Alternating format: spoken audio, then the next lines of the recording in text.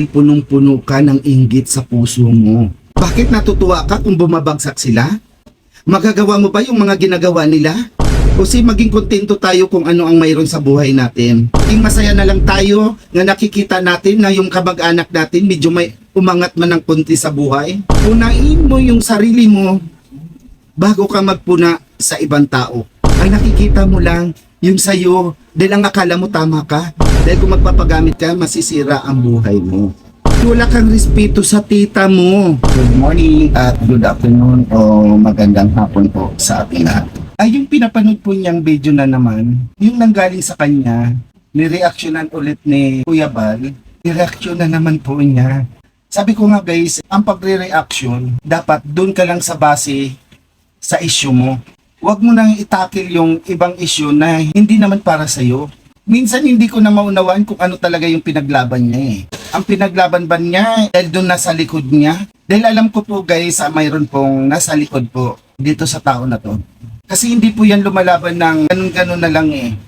Maikli lang po to guys. Kasi hindi ko na po masyadong aanuin po yung live niya kasi napakahabang live. Kung sino man yung nasa likod ni Brother Jose, sana nga payuhan nyo na lang siya. Ako guys, bilang Pilipino din, kung makinig man siya o hindi, lalo na yung nasa likod niya, kung sino man, yung ibibigay nyo po kay Jose, ibigay niyo na lang po sa iba. Marami pa pong kababayang matutuwa po sa inyo at papasalamatan pa po kayo. Hindi po na ibibigay po natin dito sa tao na to kung walang ginagawa kung hindi paninira ng paninira ng paninira. Walang katapusang paninira. Pagkatapos sasabihin mo pa kayo ang umusga. Ang sinabi na naman niya, pinalayas daw siya. Gumawa siya ng kwento na naman na pinalayas na naman daw siya. Guys, may sarili pong si Jose, may sariling interes kung bakit po ginagawa niya to. Ito si Jose parang parang TV. May nagkukontrol na ito yung gagawin mo. Huwag kang magpapatalo. Kasi kung magpapatalo ka, walang mangyayari sa buhay mo. Sa madaling sabi, gawin mo yan. Kaming bahala sa'yo. Itong tao na to parang sa akin, nagpapagamit din po siya. Hindi niya iniisip yung mga sinasabi niya o yung pinagsabihan niya ay kamag-anak lang din po niya. Dahil naiinggit ka kay Kalinga Prab o kay Kuya Bal. Jose naman, dong gising-gising, mata-mata din dong. Tanggapin mo sa sarili mo kung ano lang yung nasa iyo. Kung ano man yung nakikita mo, pinaghirapan nila yan. Saksi ka din dun sa paghihirap na yan. Dahil nandun ka rin. Pati yung pagsumbong ng nandyan yung barangay, nandyan yung husgado. Yes! Dahil kung hindi makukuha sa magandang usapan, doon po natin dalahin sa ibang binyo. Doon tayo pupunta sa barangay o sa kinataas-taasan dahil para malaman natin yung katotohanan. Hindi lang tayo kumukuha doon pagbabasihan mo, yung nasa isip mo lang. Mali! Malaking mali yan dahil hindi mo talaga kilala yung mga matubang pamilya, lalo na kay Kuya Bal, kay Kalinga Prab. Ang nasa isip mo puro inggit. Brother Jose, hindi ka makamove on. Mag-move on ka. Ginagamit mo yung Biblia pero hindi mo ginagamit sa sarili mo. Yung nakasulat dun sa Biblia. Bakit? Dahil punong-puno ka ng inggit sa puso mo. Tingnan mo nga sa live mo Diba pag umasta ka, akala mo congressman ka. Akala mo sa sarili mo, mataas ka. Alam mo, Brother Jose, huwag ka nang uminom ng tsokolate mo. Alam mo kung bakit? Pangit yung side effect. Yan tsokolate sa katawan mo. Kasi pangit yung lumalabas dyan sa bibig mo. Kung gusto mo, yung negosyo mo, yun na lang yung tutukan mo. Kasi yung tinitira mo din, kamag-anak mo na rin. Bakit natutuwa ka kung bumabagsak sila?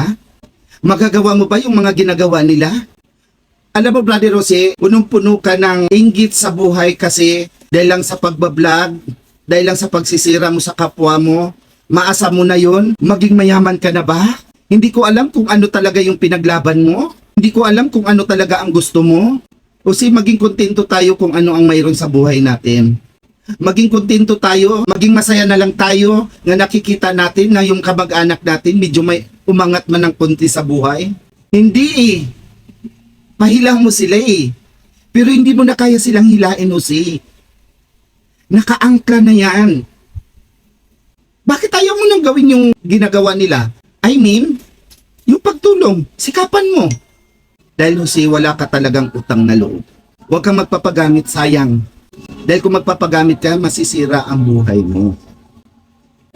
Ito Jose, sa akin lang opinion ko na naman. Huwag kang magpapagamit. Kasi hindi naman habang buhay na sa iyo yan eh. Eh paano kung magsasawa sila? Paano kung mayroon na naman silang nakikitang na ibang gusto nilang tulungan? Sila na naman ang titirahin mo. Lalabas na lalabas talaga ang katotohanan, Brother Jose. Lalabas talaga ang katotohanan sa mga ginagawa mo ngayon. Dahil malakas lang ang loob mo kasi mayroong taong nasa likod mo. Minsan guys, mas masarap yung magpapakain ka ng sa pamilya mo na pinaghirapan mo. Mas masarap yung kumain ka sa pinagsalo-saluan mo sa pamilya mo na pinaghirapan mo ng husto. Kaysa maanggarang nga ang buhay mo, mayroon naman tao kang sisirain na wala namang katotohanan yan. Proving na po yan, sila po Yabal Santos Matubang Kalinga Prab, na may puso talaga sila para sa mga kababayan natin. Bakit ayaw natin tanggapin? Bakit? Dahil punong-puno po tayo ng inggit sa buhay. At saka sino ka bang magpayo doon sa mas may alam na sa buhay? Bakit kailangan mo pang sabihan na mag-iingat sa mga tao na yan? Sino ka? Alam nila Kuya Bal kung ano yung ginagawa nila. Dahil ang gusto lang nila magkakaisa lang ang lahat ng mga vlogger. Bakit Brother Jose? Kilala mo ba yung mga tao na yan? Yung mga binabanggit mo na yan? Mabait po yan sila. Dahil alam ko sa sarili ko, dahil nakasama ko na po yan silang lahat. Mga tao na yan na binabanggit mo, kilalang kilala ko po yan sila, mga mabait po yan. Pag nakasama mo, maalalahanin pa po yan sila. Huwag kang humusga sa kapwa mo na hindi mo nakasama kahit isang linggo lang. Punain mo yung sarili mo bago ka magpuna sa ibang tao. Kung mareaksyonan man, kung mababanggit man yung pangalan mo, masama na ba agad yun? Hindi, humarap ka agad sa kamera. Ganito, ganyan. Bakit nababanggit? Bakit nabubuhay na naman yan? Kailangan ko din ipagtanggol ko yung sarili ko na walang katotohanan yan. Tandaan mo si walang issue, walang papag-usapan kung walang ginagawa ang tao. Sabi ko nga sa'yo, nobody perfect. Tao lang tayo, Jose. Hindi natin alam na mayroon na ba tayong mali. Kailangan makinig lang din po tayo sa kapwa nating pumapayo. Pumapayo sa sarili natin. Tanggapin natin yung mga payo na yun. Uulitin ko nga, Jose. Panoorin mo yung video mo kung tama yung ginagawa mo. Hindi yung tira ka lang ng tira. Kunwari, nag-live ka, pagkatapos sinagot ka. Sinagot lang yung nila-live mo.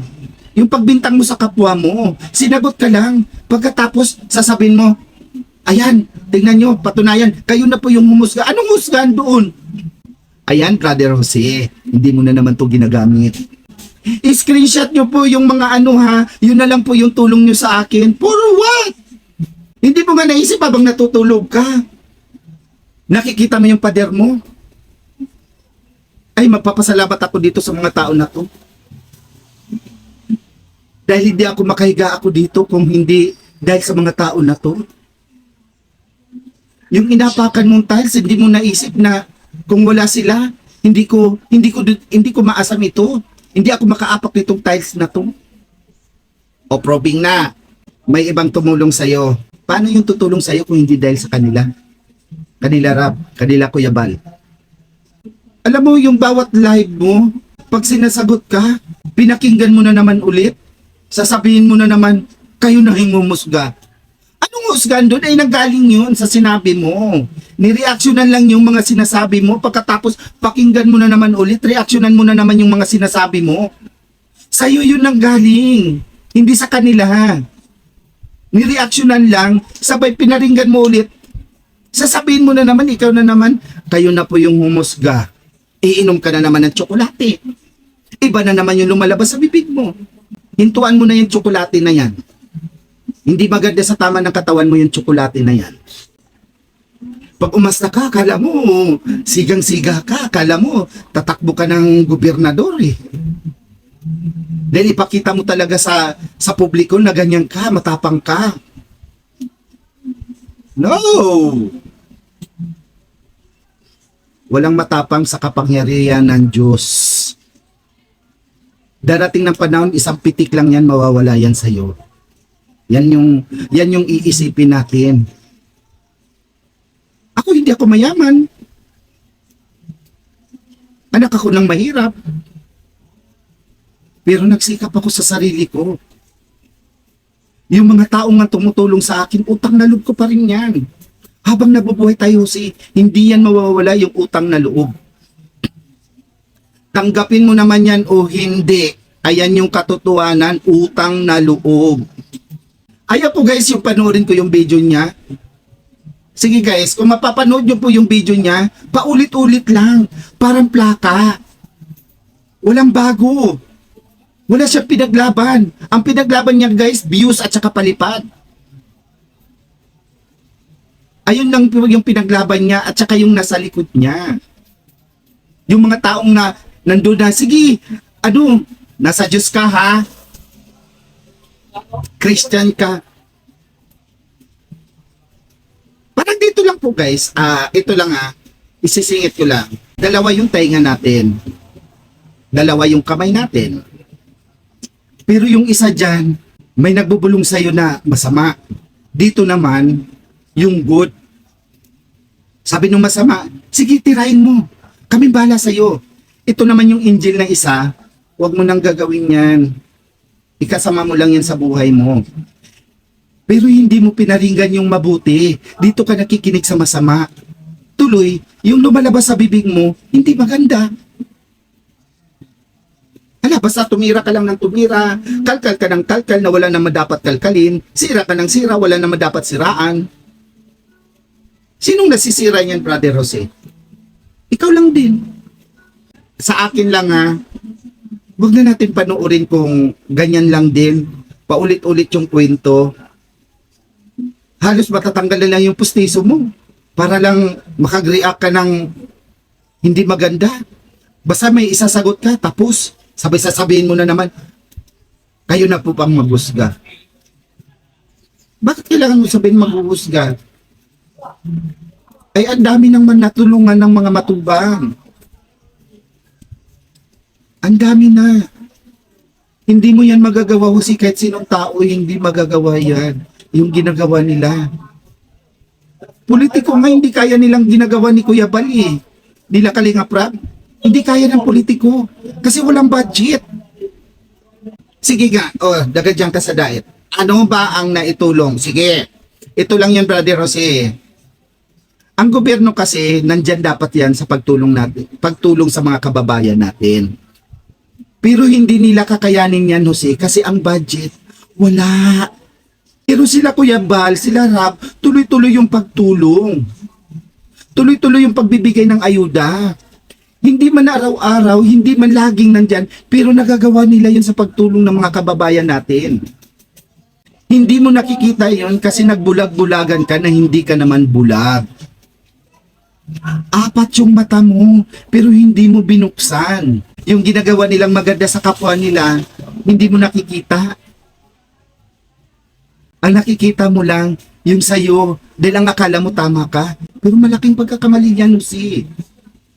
Gising dong, gising. Sinabi lang ni Kuya Bal, na walang kamag-anak, sinakyan mo. Hindi yun ang ibig sabihin ni Kuya Bal. Brother Jose, wala kang respeto sa tita mo. Ano ba si Rab? Anak ng tita mo. Ano ba si Kuya Bal? Aasawa ng tita mo. Pero hindi ibang tao sila. Kamag-anak mo si Ate Edna. Nasaan doon yung respeto mo? Wala, di ba? Dahil wala ka nun. Dahil ang nasa puso mo, inggit. Inggit, naghahanap ka sa wala. Hinahanap mo yung mali. Na wala namang mali doon sa sinasabi. Ito guys, hanggang doon lang muna yung ano natin kasi yung kung panoorin ko pa yung mga live niya, masyadong nakakainip na, hindi na masyadong healthy. Hindi na masyadong healthy. Guys, maraming salamat. Suportahan po natin. Kuya Bal Santos Matubang, Kalinga Prab, tuloy-tuloy lang po yung support po natin. Huwag po tayong bumitaw sa pagtulong sa mga kababayan po natin. Lahat ng tumutulong po, lahat ng sponsor, thank you po sa lahat ng pagtulong nyo sa mga kababayan po natin. God bless po at maraming salamat. Peace lang po.